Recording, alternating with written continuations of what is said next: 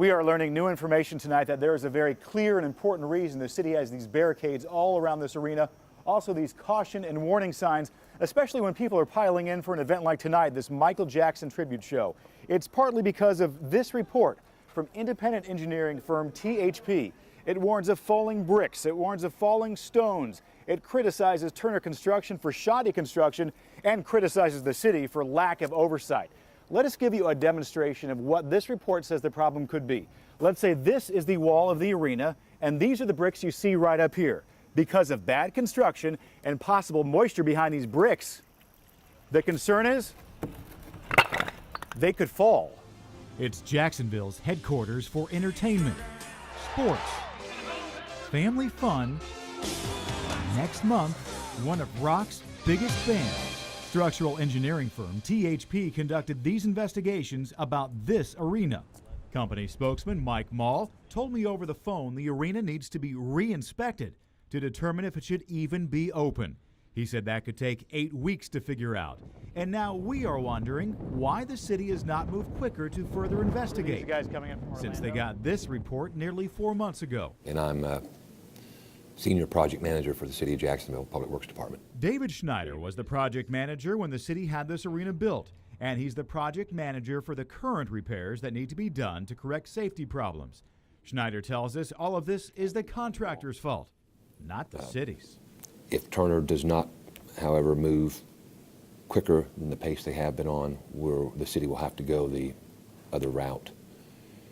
Have another company do the investigation, prepare the remediation plan, and then either offer it to Turner to build or offer it to another contractor and then recover from Turner in court for that cost. So Dave, help me understand. This is again Turner, the company you're telling me did not build this arena correctly. Now you're telling me during this inspection phase they're not moving quick enough, correct? That's correct. And you're still working with them. The city is still working with them when safety is involved. Correct. Why?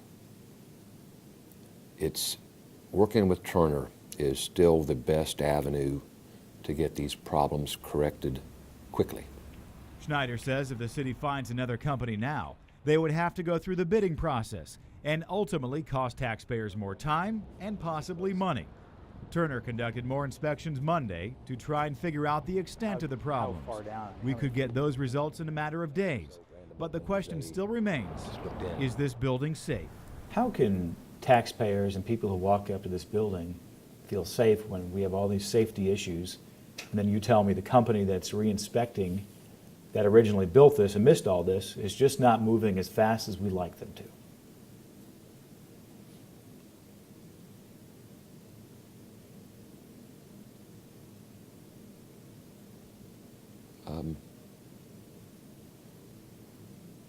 It probably doesn't make them feel good. Was the city negligent in making sure this taxpayer arena was built to code and was built safely? No. But the city inspectors missed all these things. There was no intent. There was no intent. You said negligent. Negligent is when you trying to be.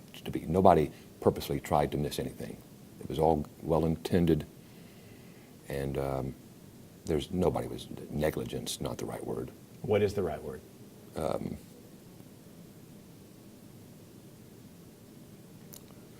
Just miss things. A building this size, 440,000 square feet, things will be missed. And it's very disappointing. We had, again, a contractor, an architect, and a program manager. The city was really the only entity of everyone that didn't have a direct employee on the job site. It was all contracted out, consulted out to professionals, to professional consulting firms. The city feels like we didn't perhaps get the right services we should have gotten from these firms. So when I asked, did the city have any employees, and you said no, are you a city employee? Yes.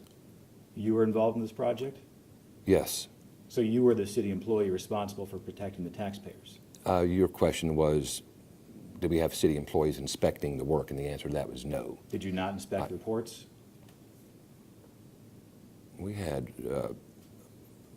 lots of reports came in. So you did inspections. I read reports. Dave, who makes the call on whether or not this arena stays open?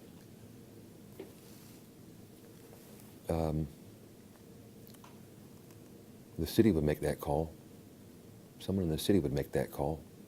Who? It would fall back onto Public Works, I believe. Who would that be?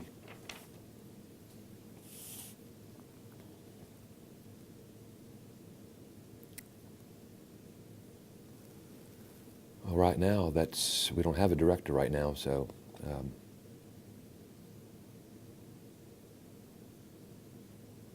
it could be me. You don't know for sure if you're the man in don't. charge of saying this building is or is not safe and we have to keep it open or close it. I've got a company saying that, THP doesn't think it's safe. Turner thinks it is quite safe. They're doing an investigation. And we're going to see where that investigation leads to.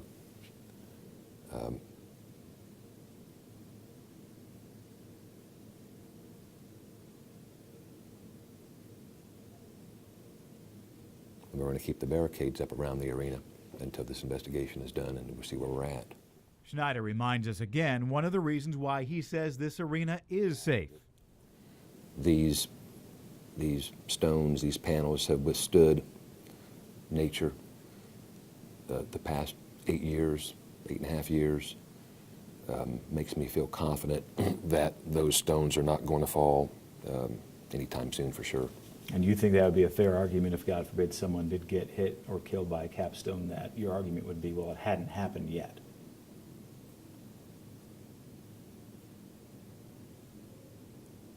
That wouldn't be a real good argument, no.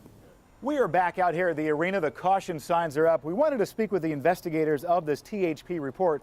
They declined an on-camera interview. In the meantime, we contacted Turner Construction. They acknowledge they have this report. And Chris McFadden, their spokesman, says they are out here conducting their own investigations, which we have documented. He says they will have a plan of action by March 16th. At that time, he says, they will meet with the city. We hope to be at that meeting. We're at the arena downtown. Jeff Marcoux, First Coast News.